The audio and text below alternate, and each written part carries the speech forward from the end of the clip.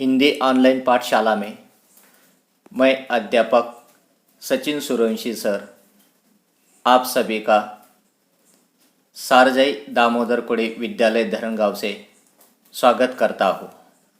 हिंदी सुलभ भारती 8वीं कक्षा पहली इकाई। आज हम देखने जा रहे हैं पद्य छठा, जरा प्यार से बोलना सीख लीजिए। इस पद्य के रचनाकार है रमेश दत्त शर्मा जी।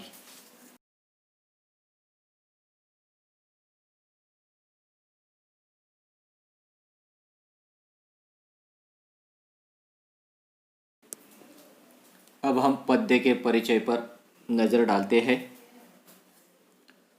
कवि का जन्म 1939 जलेसर उत्तर प्रदेश में हुआ है और उनका मृत्यु 2012 में हुआ है।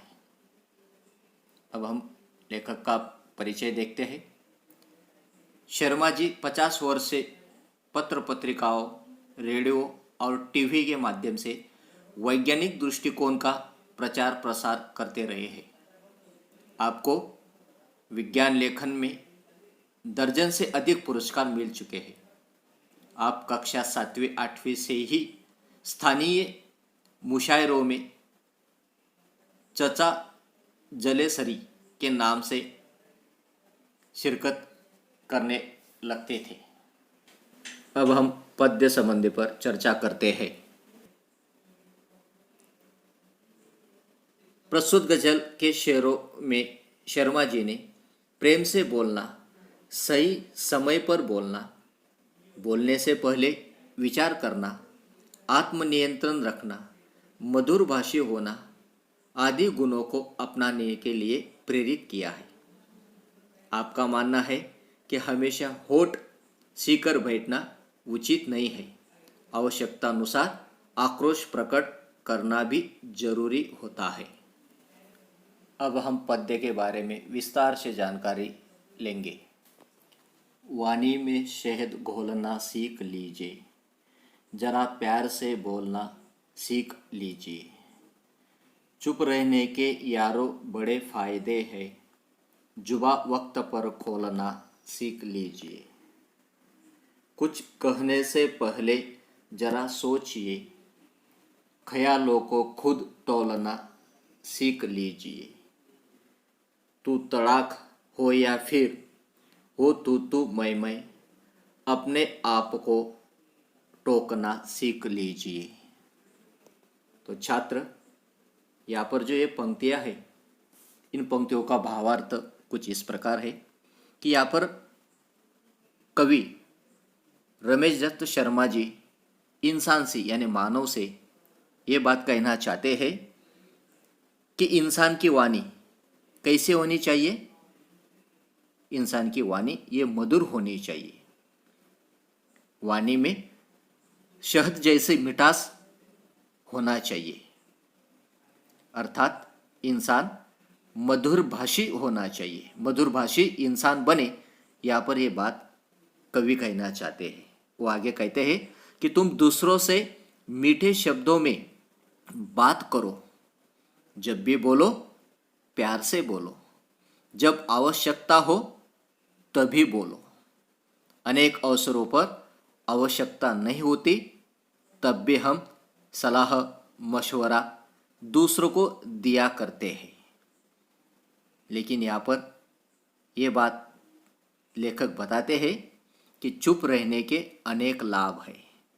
अर्थात क्या कि जब बोलने की आवश्यकता होती है उसी समय हमें बोलना चाहिए, नहीं तो चुप रहने में ही हमारे ज़्यादा फायदे हैं। इसलिए हमें अपने जुबान पर वक्त पर हमें बोलना सीखना चाहिए। बेमतलब फालतू में हमें व्यर्थ में बकबक नहीं करनी चाहिए। अगले पंक्तियों में कवि कहते हैं कि कुछ कहने से पहले जरा सोचे, ख्यालों को खुद तोलना सीख लीजिए। तू तड़ाक हो या फिर हो तू मैं, अपने आप को टोकना सीख लीजिए। इन पंक्तियों का अर्थ कुछ इस प्रकार है कि किसी को भी कुछ कहने से पहले सबसे पहले अपनी बात पर विचार करना और फिर हमें बोलना चाहिए। ये बात हमें सीख लेनी चाहिए। बोलने से पहले अपने शब्दों को तोलने की आदत इंसान को अपने अंदर डालनी चाहिए। ऐसा ना हो कि आपकी बातें सामने वालों को दुख पहुंचे। यानी कभी भी हमें इस प्रकार की ऐसी बातें नहीं करनी है कि किसी दूसरे का यानी सामने वाले को हृदय को ठेस पहुंचे। इसलिए जब भी हमें बातचीत करनी है तो बातचीत के दौरान वैचारिक मतभेद हो या एक दूसरे पर आरोप प्रत्यारोप, ऐसे स्थिति में भी हमें अपने आप को टोक कर चुप रहना चाहिए। यानी हर हालत में हमें चुप रहना चाहिए। अगले पंक्तियों में कवि कहते हैं कि फटाके की तरह फटने से पहले रोशनी के रंग घोलना सीख लीजिए। कटु वचन तो सदा बोते हैं काटे, मीठी बोली के गुर रोपना सीख लीजिए। अर्थात कि मित्र किसी भी स्थिति में दूसरे पर क्रोध में फट पड़ने के स्थान पर प्यार का प्रकाश फैलना कई उचित है, क्योंकि क्रोध की प्रतिक्रिया में क्रोध ही मिलेगा और बात हाथ से निकल जाएगी। यानी एक दूसरे के ऊपर जब हम क्रोध करते हैं तो क्रोध की अग्नि में, उस ज्वाला में हम अपने आप का ऊपर का ताबा छूट जाता है और जो भी हमारे मुंह में आता है वो हम बोल देते हैं। उस वक्त हमारे जुबान से कड़वे बोल निकलते हैं, वही कटु वचन होते। कटु वचनों से कांटे ही हमें मिलते हैं।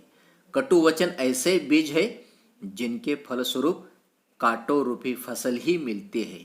इसलिए कटु वचनों का हमें त्याग करना है और हमेशा मीठी बोली के रूपी फूल पौधे हमें हर इंसान के जीवन में लगाने हैं।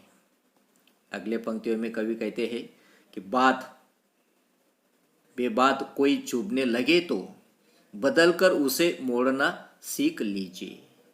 ये किसने कहा, होठ सीकर के होठ के बैठो, जरूरत पे मुंह खोलना सीख लीजिए।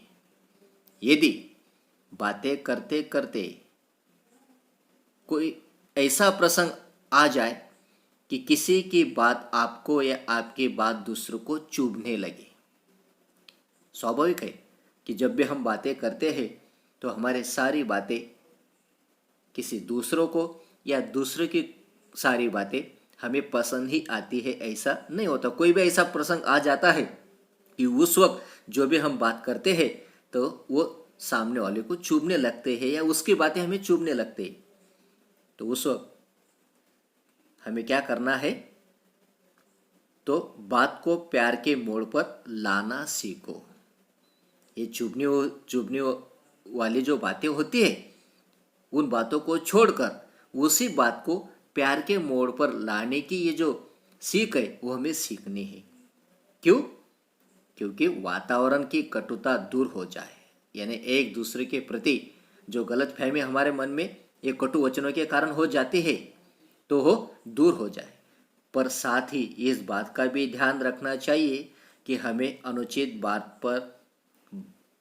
पर होठ सीकर यानी चुप भी नहीं बैठना है।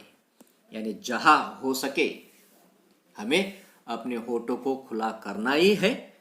हर वक्त हमें चुप ही बैठना है ऐसी बात नहीं है। वक्त आने पर हमें अपनी जुबान को खोलना ही है, हमें चुप नहीं बैठना है। कोई किसी प्रकार का अन्याय कर रहा हो, अत्याचार हो रहा हो, उस समय चुप रह जाना भी अन्याय ही होता है। इसलिए ऐसी परिस्थिति में डटकर जोरदार शब्दों में उसका विरोध हमें करना ही चाहिए। यानी वक्त आने पर हमें अपनी जुबान को खोलना है और अन्याय के खिलाफ हमें आवाज़ उठाना ही है। यही बातें कवि रमेश दत्त शर्मा जी ने जरा प्यार से बोलना सीख लीजिए इस कविता के द्वारा हमारे सामने रखने का प्रयास किया है।